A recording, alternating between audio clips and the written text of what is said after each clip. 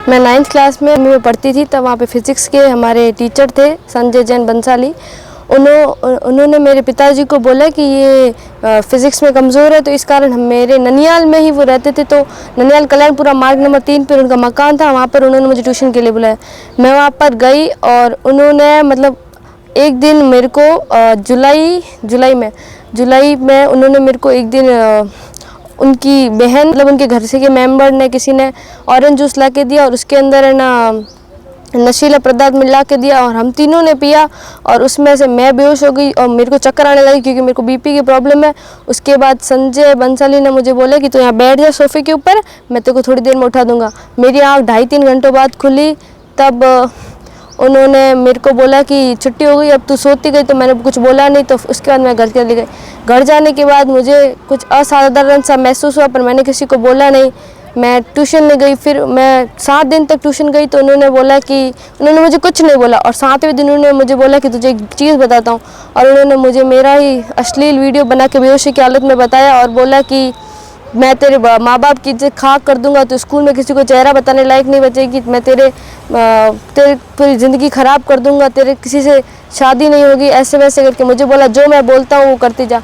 उन्होंने मेरे साथ गलत काम अपने घर पे किया 1-2 बार और उसके बाद वो मेरे घर पे आने लगा और मेरे घर पे आने के बाद उसने मेरे साथ 3-4 बार गलत काम किया और उसके बाद उसकी डिमांडें बढ़ने लगी। उसने एक बार मुझसे 15 लाख रुपए मांगे जो मेरे पास नहीं थे, क्योंकि मेरे पास पैसे नहीं थे। तो उसने मुझे बोला कि तेरी मम्मी के गहने दे, तो मैंने मेरी मम्मी के पहले एक बार गहने दिए, उसकी फिर डिमांड और बढ़ने लगी, फिर मैंने उसको और गहने दिए। ऐसे करते करते उसने मेरे को ब्लैकमेल करता गया और उसके बाद ये बात मेरे घर पे किसी फंक्शन होने के कारण मेरे माताजी को पता चल गया। उसके बाद पिताजी को फिर वो और माता और पिता कुछ लोगों को लेकर समझाइश के लिए गए, तब उन्होंने अपनी गलती मानी और बोला कि मैं गहने वापस दे दूंगा और आपकी वीडियो डिलीट कर दूंगा। पर उसके बाद उन्होंने मुझसे पे वापस दबाव डाला और ना वीडियो डिलीट किया और ना उन्होंने गहने वापस दिए।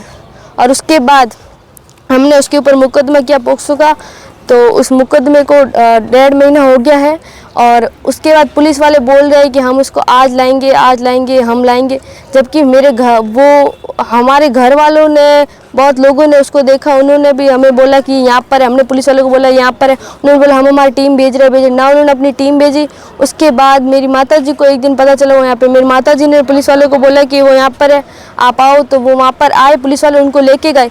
कल पुलिस वाले आए और उनको लेके गए और पूरे दिन उन्हें एसी के अंदर बैठाया, मुजरिम को एसी के अंदर बैठाया और मेरी माताजी और ये रोड पे बैठे रहे। और उसके बाद हमें बोला कि आप अब जाओ, और जब हम वहाँ से चले गए तब रात को उन्हें भगा दिया।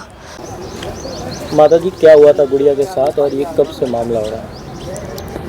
ये मामला तो 2 साल हो गए हैं, 2-2.5 साल हो गए हैं, लेकिन मुझे बहुत दिन के बाद पता चला।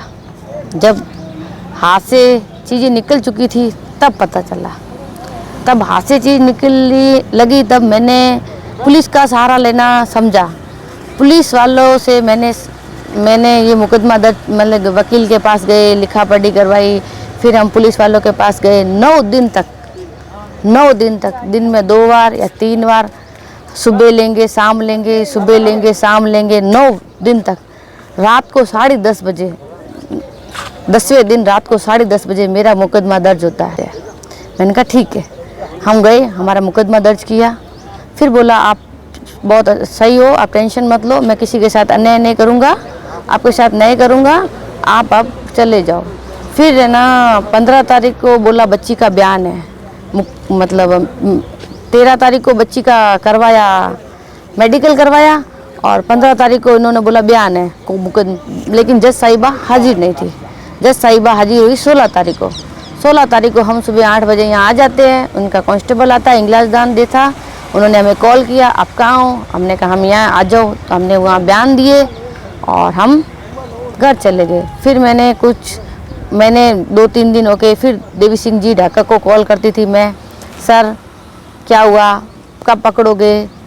फिर कि हाँ हम भेज रहे हैं, हम कर रहे हैं, हम भेज रहे हैं, हम कर रहे हैं, रेणु आप टेंशन मत लो, हम भेज देंगे, हम कर देंगे।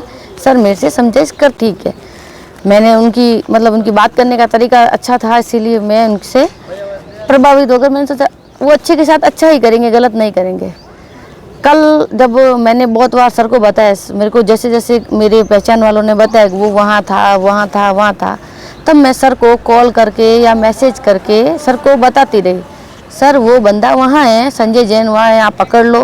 संजय जैन अभी अहमदाबाद में, संजय जैन जयपुर में है, संजय जैन बाड़मेर में।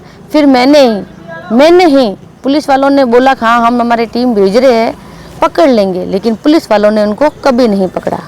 ठीक है, फिर मैंने खुद में ही उनका पता लगाकर एक दिन जब वो अपने फ्लैट पर यहाँ आते हैं कल, और मैंने सुबह 7 बजे मैं जाती हूँ और वो वहाँ से आ जाते हैं और आते हैं, तब मैंने उनको पुलिस वालों को बुला के पकड़ा दिया।